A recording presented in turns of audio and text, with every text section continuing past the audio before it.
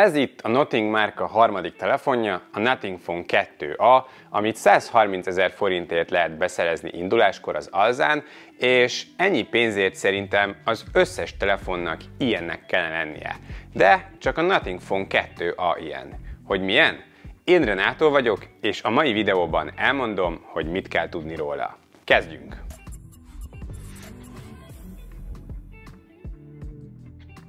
A kicsomagolás most is másabb, mint a többieknél, ugyanis itt adnak egy kis körítést neki. A dobozt fel kell tépni, utána pedig mint egy könyv kinyílik a kisebb doboz, benne a telefonnal, alatta a kis dizájnos, áttetsző fejű töltőkábellel, valamint a SIM-tűvel, ami szintén az áttetsző dizájnt viszi. Ennyi, tok, valamint adapter, az sajnos nincs. Nos, vizslassuk meg közelebbről a telefont, megint csak egy egyedi dizájnt kapunk, ahogy ezt már megszokhattuk, csak most egy kicsit pénztárcabarátabb kivitelben. A hátlapi dizájn nagyon érdekes ezzel a középen elhelyezett két kamerával, ez vagy tetszik, vagy nem, de legalább alig áll ki a hátlapból. A kamerasziget körül a programozható glifledek megmaradtak, de most már csak 3 darab van belőlük. A telefon most is ezt az áttetsző dizájnt kapta, de most a hátlapon a szalagkábeleken és pár csavarfejen kívül nem látszik semmi. Az összeszerelés az szokás szerint tökéletes, de az anyagokon most olcsósítottak az árcímke miatt, a hátlap üveg helyett most polikarbonát és a keret is műanyag. Ami viszont szerencse, hogy olyan minőségi műanyagok ezek, hogy egyáltalán nem érezni az olcsósítást, ami viszont hátrány, hogy nagyon-nagyon koszolódik, mind az ujjlenyomatok, mind a szöszök nagyon durván meglátszanak rajta. A védelem IP54-es, azaz nem vízálló, csak fröccsenés álló. A készülék továbbra is nagyon ilyen iPhone-os érzetű, a gomb elrendezés is hasonló, jobb oldalon van a lezáró gomb és bal oldalon a hangérő gombok, alul pedig van egy hangszórórács, az USB-C port, valamint a SIM tálca. Nagyon egyben van az egész, ez vitathatatlan, a dizájn az meg kinek bejön, kinek nem. Az iPhone-os érzet viszont szemből is megvan, és ó emberek, nézzétek ezt a kijelzőkávát, egyforma méretű oldalt, fent és lent. Igaz, a prémium szegmens azért vékonyabbat gyárt, de legalább mások ezt miért nem tudják adni ennyi pénzért? Például ugye a Samsung. Na de nézzük is, hogy mi van a Gorilla Glass 5 üveg és a gyári védőfólia alatt. Egy 10 bites AMOLED panel került a telefonba 6,7 hüvelykes méretben, Full HD Plus felbontással, adaptív, max 120 Hz-es képfrissítéssel, 1 milliárd szín megjelenítésére képes színtérrel, HDR10 plusszal és 1300 nites csúcsfénysűrűséggel. A képfrissítés egészen 30 Hz-ig is le tud menni, hogy spóroljon, a fényerő pedig elég ahhoz, hogy jól lehessen látni a tartalmakat tűző napsütésben is, a megjelenített képe pedig éles, a színek nagyon szépek, szuper ez a panel. Specifikációkban mások, például a Xiaomi kínál ennél jobb panelt ezen az áron, de összességében tényleg nagyon jó ez a kijelző, bármilyen tartalmat is nézzel rajta, valamint van mindig bekapcsolt módja is. A kijelző alatt van az optikai ujjlenyomat olvasó, ez jó helyen van és gyorsan működik. Hangzásból sztereót kapunk, az alsó hangszóró és a beszéd hangszóró összedolgozik, Dolby Atmos hangzást ad. A hangminősége jó, ezen a szinten teljesen korrekt. Nos, nézzük, mi hajtja meg a telefont. MediaTek Dimensity 7200 Pro, ez egy speciálisan a Nothing Phone-nak gyártott chipset a MediaTektől, ami egy középkategóriás erőt ad a telefonnak. RAM és tárhely kivitelben 8x128-as, valamint 12x256 GB-s opció van. Nálam az alap 8x128-as belépő modell járt. A teljesítménye átlagos felhasználása tökéletesen elég, és játszani is lehet vele. Az első indításon kívül, amikor is ugye minden appot hirtelen frissíteni kellett, ezen kívül mindig simán, akadásmentesen futott, de persze ebben az árkategóriában azért néha lehet számítani kisebb várakozásokra, ami azért itt is elő tud fordulni, például egy kamera app indításkor eltelik egy másodperc néha, vagy kamerák közötti váltáskor, vagy fotók készítésekor azért egy kis idő eltelik, mire elkészíti és feldolgozza. A benchmarkokon átlagos, középkategóriás teljesítményt hoz, CPU és GPU téren átlagos, van ettől erősebb és gyengébb telefon is ebben a kategóriában. Egy egészen nagy hűtés is belekerült, és nem csúcs ez a chip, szóval a teljesítményét így végig tudja tartani a stressztesten, illetve egyáltalán nem is melegszik, tényleg nagyon kellemes a használata, igazából az emberek, amire használják a telefont, arra tökéletesen elég. A játékok sem tudják egyébként meglepni, Asphalt 9 vagy Genshin is simán játszható vele közepes, magas beállításokkal, a grafikus chip kellően erős benne. Adatkommunikációs fronton erős ebben az árszegmensben, dual SIM mellett eSIM ugyan nincsen, de van Wi-Fi 6-os szabvány, Bluetooth-ból pedig 5.3-at kapott, és van 360 fokban működő NFC is. A hívás minőséggel és a GPS vétellel nagyon is elégedett voltam a teszt során, nincsen vele probléma. Üzemidőben pedig aztán eléggé jó a telefon, ugyanis 5000 mAh aksia van, és a szoftver, valamint a hardware eléggé ügyesen összedolgozik. Egy nap még nagyon intenzív használattal is bőven megvan, nálam ilyen 4-5 óra napi kijelzőidővel körülbelül 40% mindig maradt még estére, szóval egy másfél nappal bőven lehet kalkulálni, az üzemidő teszten pedig kiemelkedően jó időt futott. Az aksi 45 W teljesítménnyel tölthető maximum, ezzel a teljes töltés 1 óra 5 perc alatt van meg, ami egy kellemes érték, de azért vannak ennél jóval gyorsabbak is. Vezeték nélküli töltés viszont ebbe az árba már nem fér bele. Szoftver. A Nothing telefonoknál a külső dizájnon kívül ugye a szoftveres rész az, ami még egyedi szokott lenni.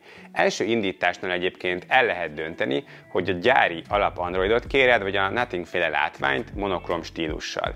Android 14 alapon fut, Nothing OS 2.5-tel jött ki, a gyártó 3 év fő verziófrissítést és 4 év biztonsági frissítést ad a telefonhoz, amivel ebben az árkategóriában korrekt támogatásnak számít, a frissítéseknél pedig én külön szeretem, hogy részletesen leírják, hogy miket változtatnak.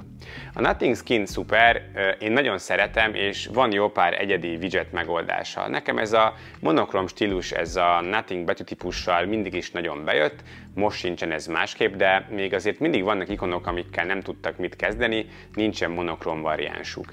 Mindennek van egyébként gyors gombja, hosszú nyomásra más funkciók érhetők el, és egy rakat widget kirakható a záróképernyőre is, amivel igazán megkönnyíti a gyakori funkciók elérését, például feloldás nélkül, mint például a repülőmód ide kirakható, és akkor este lefekvéskor csak egy gombnyomás, a telefont lefelé fordítva pedig eleve néma módba teszed, és ilyenkor a glyph-ledek kapnak szerepet.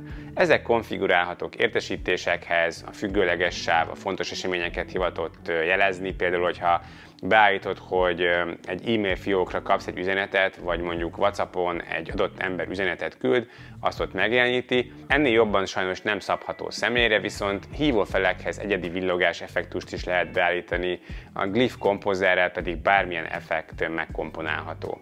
A bal felső továbbra is működhet folyamatfigyelőnek, például Ubernél, ami itthon ugye jelenleg nincs, de a visszaszámlálóval is működik, illetve most már például a Google naptárral is megy, ami mutatja például a következő eseményt. Bár továbbra is azt mondom, hogy ezek annyira nem túl hasznos funkciók, inkább ez egy design feature, de elmondhatjuk, hogy van ilyen is benne.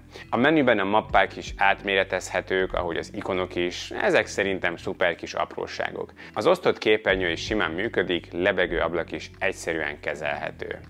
AI, ami a 2024 trendje, az itt sem nagyon van, egyedül a háttérképeknél találtam erre vonatkozó funkciót, ugyanis az AI segítségével lehet generálni háttérképeket, és ennyi.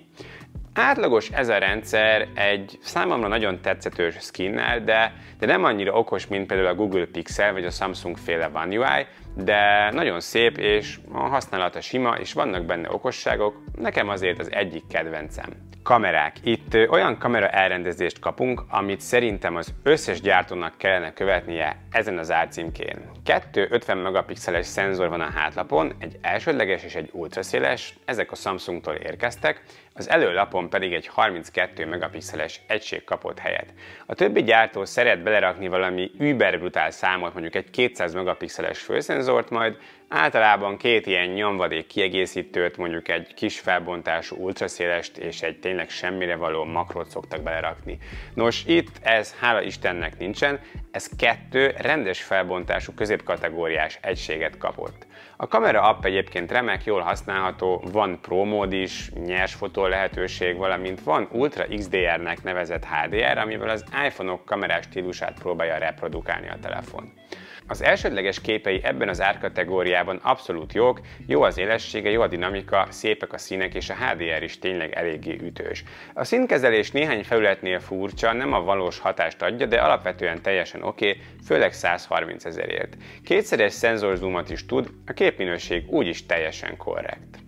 Az ultraszélessel sincsen semmilyen problémám, jó fényviszonyok között jó képeket tudunk vele készíteni, sőt a kategóriában megszokott 8-12 megapixeles egységekhez képest jóval több részlettel, ami szuper, viszont a színek egy kicsit eltérnek az elsődleges színétől, ezt nem tudták jól összedolgozni az elsődlegessel.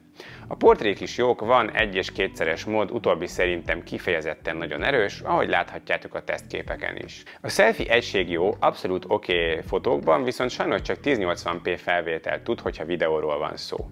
Éjszaka van automatikus éjjeli mód, mely bekapcsol, hogyha úgy érzi, hogy szükség van rá.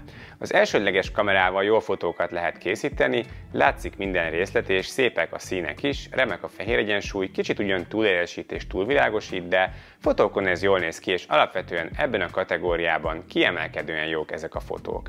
Az ultraszéles is remek egy ultraszéles kamerához képest, főleg ezzel az árcímkével. A fotók egyébként 1-2 másodperc alatt elkészülnek, és csak azokat tudom elmondani, amit az elsődlegesnél is, remek a végeredmény. Videózni a hátlapi kamerákkal 4K 30 képkocka sebességgel lehet maximum. Az elsődleges nappali 4K-s felvételei jó minőségűek, a színek, a részletesség, a dinamika teljesen rendben van, a stabilizálás pedig nagyon jól végzi a dolgát.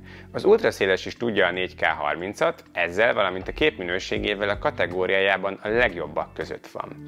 Éjszaka mind a kettő jól helytáll, 130 000-es árcinten éjszakai videókban a Nothing Phone 2 a kiemelkedőnek számít, főleg az ultraszéles, ami meglepően ügyes éjjel is. Úgyhogy nézzük az összességem, ami rövid és tömör. Ilyennek kellene lennie egy mobiltelefonnak ebben az árszegmensben. A dizájn az vagy tetszik, vagy nem, de biztos, hogy modern. A kijelzőkávák azok rendben vannak, a teljesítmény teljesen okés mindennapi használatra, és még játszani is lehet rajta. A kijelző abszolút rendben van, és a fotós és a videó képességek is eléggé jónak számítanak, az üzemidő is teljesen oké, valamint a töltési idő is átlagos és abszolút korrekt, 130 000 forint érte, ajándéktokkal az Alzánál, a linket azt betettem a leírásba. 150 000-ért pedig a 12/256-os modellt adják. Az olcsóbbik mindenképpen egy jó vétel, de nyilván ez nem egy tökéletes telefon, mindenben átlagosan jó és kiegyensúlyozott, nincsen kifejezetten negatív oldala, viszont elég nagy a konkurencia is ezen az árszinten, elég csak akár a Poco vagy a Redmi telefonokról beszélni, és azoknál akár egy kicsit jobb kijelzőt vagy kialakítást, vagy gyorsabb töltést is kaphatunk, illetve ugye töltőadapterrel a csomagban. Szóval szerintem ez egy jó telefon, egyedi, nagyon kiegyensúlyozott, én mindenképpen tudom ajánlani. Nektek hogy tetszik? Kipróbálnátok egy Nothing Phone 2-át? Írjátok le a kommentekben. Köszönöm szépen, hogyha végignéztétek a videót, hogyha tetszett, akkor kérlek dobjatok rá egy lájkot az algoritmus miatt, és iratkozzatok fel, hogyha kíváncsiak vagytok még hasonló mobiltesztekre. Viszlát a következő videóban, sziasztok!